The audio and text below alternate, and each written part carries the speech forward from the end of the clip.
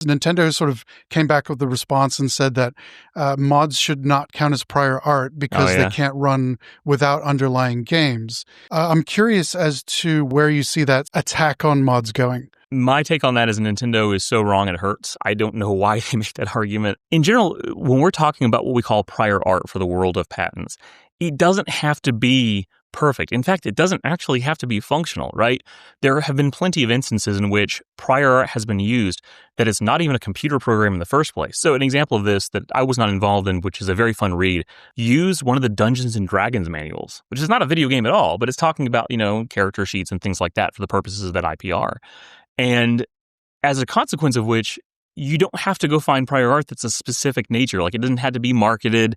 Oftentimes, the minimal requirement is that it's written down somewhere. Like, you have to prove it existed, right?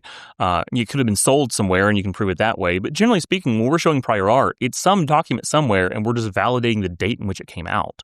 But writ large, like, if you're creating a mod for a game that has certain functionality, that's all that matters. It doesn't matter if it's running on Fallout New Vegas, which means it's probably not running, or any other game, right? Like, it is a function, and that's all that matters from our purposes. So for sure, there have been instances in which I've been in fights with the patent office, or I've been in litigation where the references we've used have been things that were never actually made and that had numerous real-world flaws.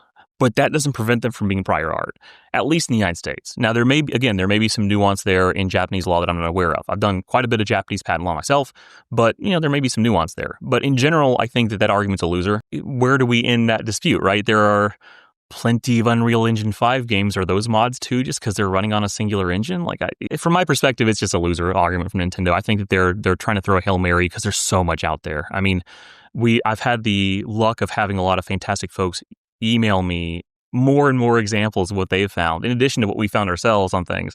And the list is becoming so incredibly long, it's actually kind of funny. I can imagine, yeah.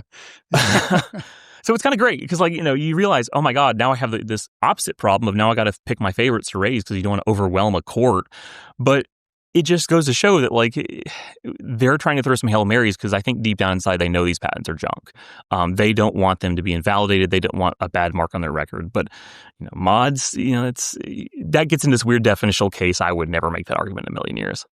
Honestly, those mods have been a very valuable source of a lot of stuff. I've seen them used in other contexts as well. In fact, that thing I mentioned before, the first reference used against the 255 patent, one of I believe the mounting one, was a mod for that game. It was an actual YouTube video of a mod for a game that no longer exists.